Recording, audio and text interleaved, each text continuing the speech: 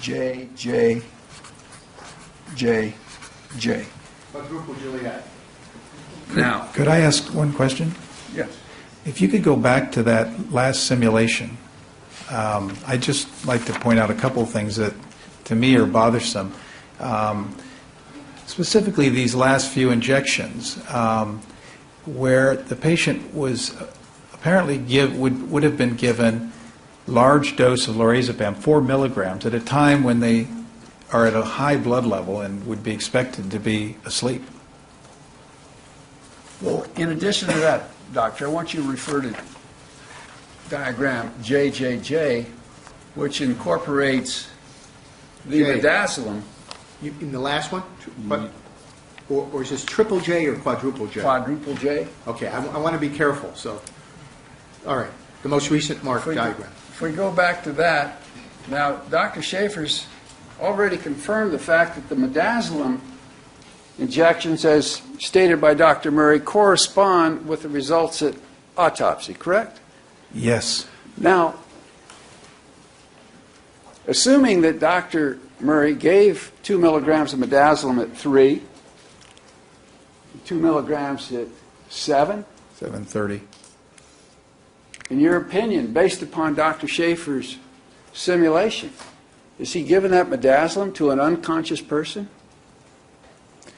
Well, if you look at his representation, if there's no response to a painful stimulus with a benzodiazepine, it implies that a patient is is anesthetized, essentially general anesthesia.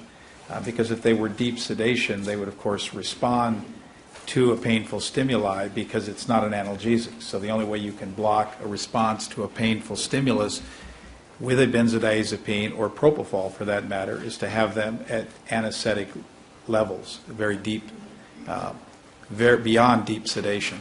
So if that's in fact the case, then he gave at least the first dose, unless he gave it right here at the minimum. I mean, I guess you could argue that he was just at deep sedation when he gave the first bolus, which really wouldn't make a lot of sense either, and that he was well above the line here when he gave the second dose at 7:30. So it does not seem like a rational practice, no. You wouldn't give a highly sedated person 2 milligrams of IV midazolam? No, I would not.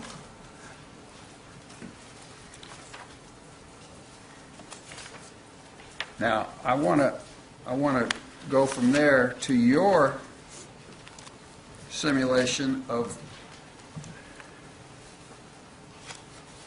based upon Dr. Schaefer's information, this J, H-I-J. Quadruple kilo. Your Honor, do you ever run out of letters? When we get to infinity, Dr. White.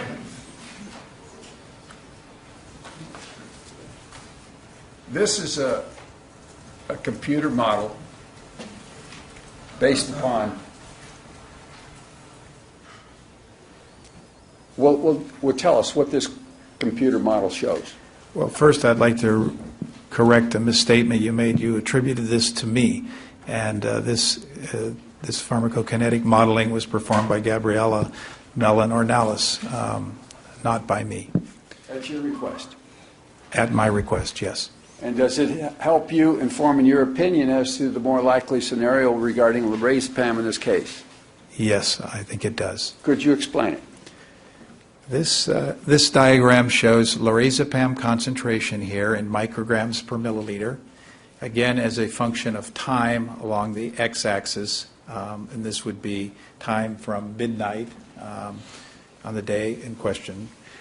The first, it shows the simulated lorazepam concentration and the concentration that was measured at autopsy in the femoral vein.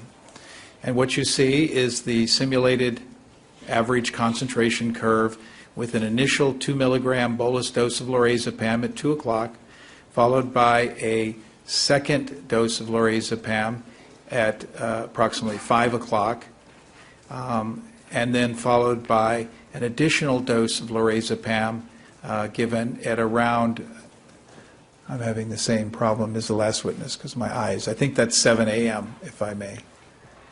Could you expand a little bit, Mr. Flanagan? And freeze it and maybe pass a copy to Dr. White then? Yeah, Your Honor, I'm okay with this expanded version. Okay now? Yes, sir. It shows initially following this large dose achieving a substantial level of lorazepam, and then the decline down to a level slightly below what was measured at the time of autopsy. Now, this dose would be based upon, as it's shown here, what would that require in terms of IV injection or oral pills? Well, what we've tried to simulate here is the two IV injections that Dr. Murray described in his report or interview with the police, and then the possibility that instead of injecting the doses in what I consider a very irrational and irresponsible way, as depicted in the sawtooth diagrams, the possibility that Mr. Jackson actually took pills orally, which he had available and had used in the past. The simulation shows 20 milligrams, which is equivalent of 10 2-milligram pills or 5 4-milligram pills taken at the same time at about 7 a.m., presumably with liquid, and achieving a peak level in the blood about 1 to 2 hours, typically 2 hours after oral administration, and then the subsequent decline in the blood concentration. Now, that diagram, KKK, assumes a zero start, doesn't it? Yes, it does. And It assumes that Mr. lorazepam had no blood level whatsoever of lorazepam. Say it again. You said Mr. Lorazepam. We all... Well, no. I mean, Mr. Jackson all right, please. had no blood level of lorazepam when this medication scenario started. that's correct. And as I stated in my earlier in response to one of the simulations, we would expect there to be some residual because we know for a fact that Mr. Jackson had received lorazepam, possibly orally and intravenously, the previous day or previous night. And so if we were to modify that diagram, Yes. You want me to describe? what does this diagram show?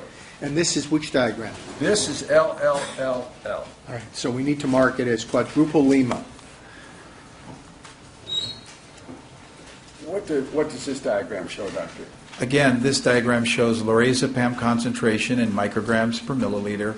The dashed line represents the measured concentration in the femoral blood at the time of autopsy or time of death. And it shows that there could have been the presence of a residual concentration of 0.05 micrograms per mil at the time Mr. Jackson arrived back from his back to his home, and that residual concentration was based on an assumption that he could have been receiving 10 milligrams a day for 5 days. Now, I don't have evidence for that. This is just a simulation. And if, in fact, that was the case, then one could achieve a similar type curve by taking only 8 2-milligram pills or 4 of the 4-milligram oral pills. Again, at around 7. But of course, those pills could be taken at different intervals. You could simulate all kinds of possibilities of taking 2 or 3 pills at 4 a.m. or 6 a.m. or other times. But just for purposes of simulating how we can achieve a concentration that approximates what was found in the blood, we've used this simulation. And does this diagram also take into consideration stomach contents involving free lorazepam? Well, there was very little free lorazepam in the stomach content. I think Dr. Schaefer presented there was 1/43 of a pill, possibly very little, or even less. I think maybe it was subsequently revised downward. So there was very little evidence of residual oral lorazepam in the stomach. Well, if you took I would object. Conrad misstates the testimony that the 143rd was the total lorazepam. I think it was I think it's 333rd. 100, I 333rd. think it's 1/300.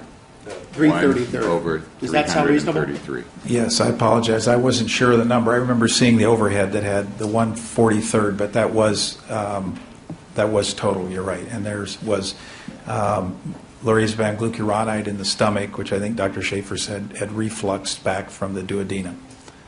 Overruled with that clarification.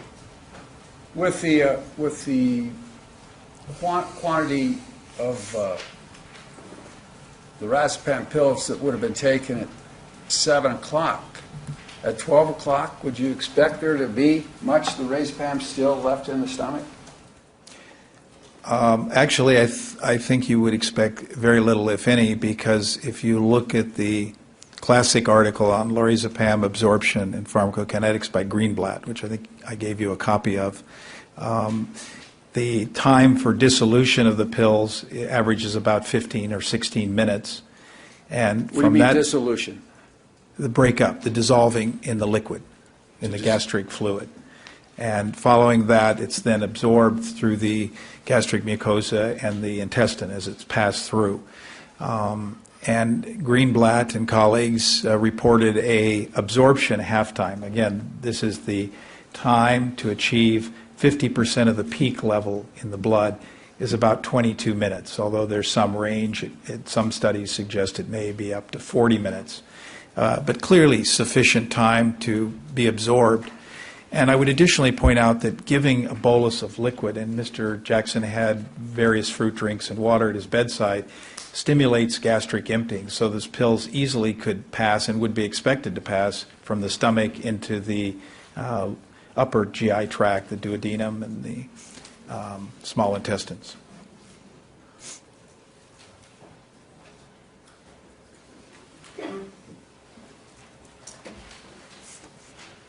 I've got a diagram I've labeled as quadruple M.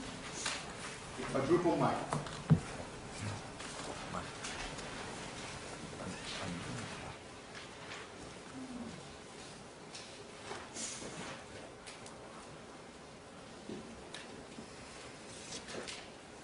Taking a look at that diagram, that simulation compares the simulation that you've put forth based upon 0 starting point with Dr. Schaefer's IV simulation. Which is the more reasonable of those two simulations? Well, I'm slightly biased, but I believe that the simulation that I've come up with makes more sense because I don't have to. I thought the witness said someone else did this simulation. Overruled. Please finish your answer. Could you re-ask, Mike? Which is the more All right, reasonable Just a of... moment then. At this point, the objection is sustained. The last answer is stricken. We'll just have a completely new question. Which is the more reasonable of the two simulations? In my opinion, the latter, namely the one that was generated by my colleague Gabriela Ornelas, depicts a more reasonable situation from a clinical perspective because you are not having to dose the patient to very, very deep levels of sedation or anesthesia and then allowing for the blood level to recover down to this level.